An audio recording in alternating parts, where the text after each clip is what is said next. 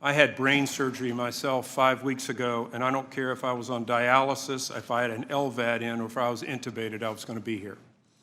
I have been a physician for 35 years, and sadly have had a front seat to witness the decay and decline of one of America's largest industries, and that's the health insurance industry. I have had patients cry in my room. I have had physicians cry to me, throw up their hands in disgust, and quit because of actions of our health insurance industry. Nothing you're going to say to me today is going to change that. You have put profits above patients, and you've put profits above those who care for patients. You're sitting here blaming hospitals, pharmaceutical companies, even physicians. There is blame to go around there. But you have squarely abused your privilege of authority to deliver health care to patients in this country. There are a few good actors in the industry. Micra Markowitz, I believe you're one of the good actors. If it were up to me, I would throw out all for-profit systems in this country and turn everybody into nonprofit. It has gotten that bad. But you all have been very derelict in your duty and abused this position of authority. There has been systematic denial and delay of care. It took me 8 denials myself to get a medicine that I need to exist. A year and a half. I'm a physician and a member of Congress. It took me 8 times through CVS to get that medication.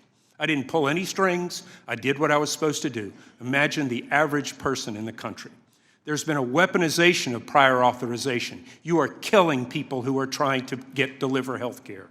There's been abuse with the Medicare Advantage plans. My God, I could talk about that for hours. Deceiving and extorting taxpayer dollars. The vertical integration that has occurred in this country is disastrous and criminal. There have been record profits. I don't want to hear about the fact you're not taking profits. We know how money gets moved around in these companies. The C-suite executive salary compensations is a slap in the face to the average American who goes bankrupt because they cannot afford health care. You all showed up last summer at HHS and you said to Secretary Kennedy, a mea culpa, yes, we've been doing things badly, we're going to fix things. I won't believe any of that until I see it, and so far I've seen nothing. Surprise billing, bipartisan legislation passed into law by President Trump. You all own and keep millions of dollars that are owed to providers today that you're not paying them, that have been adjudicated in their favor. That is fraud. You know, United Healthcare, you guys give a wonderful thing that you're going to return Obamacare premiums. I wonder and perplexed whether it would have occurred if these hearings had not been there. But what about the billions of dollars that you've stolen from the American taxpayer because people were fraudulently enrolled during COVID? I don't see that money coming back. Medicare Advantage. You've made the diagnosis secondary hyperparathyroidism an amazing thing. 70% of your MA patients have it, while 3% of fee-for-service patients have it. It's unbelievable.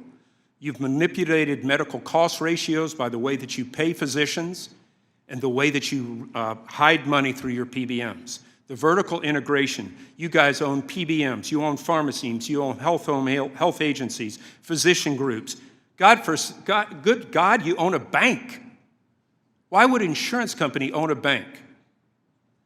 You know, I had a very spirited discussion with Dr. Decker a couple years ago, and I outlined all the Wall Street Journal articles documenting the egregious practices that were going on by United Healthcare. And all he had to say, in an arrogant and audacious manner, was, "We are doing nothing illegal."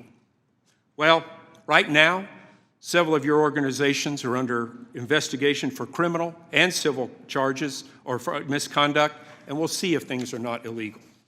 I am here with the outrage of the American people. You know, right now, we're trying to lower drug costs. Will each of you, I'd like a yes or no answer, will each of you commit to allowing Trump RX or cost-blood medications to go towards patient deductibles? Mr. Hemsley.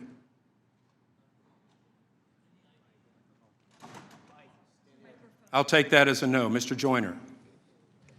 Absolutely. If it lowers costs for Americans. Thank you. Ms. Boudreau. For the lowest cost and affordability, we're open to figuring out how to make sure. I hope it goes towards deductibles. I'll take that as a yes. Mr. Cordani. Our newest offering would accommodate that, yes, sir. Excellent. Mr. Markovic, you Yes. don't own a PBM. Yes. All right, Ms. Young, you get a skip on that one. You know, I don't agree with Mark Cuban often, but we do agree that what needs to happen is that you guys need to be broken up.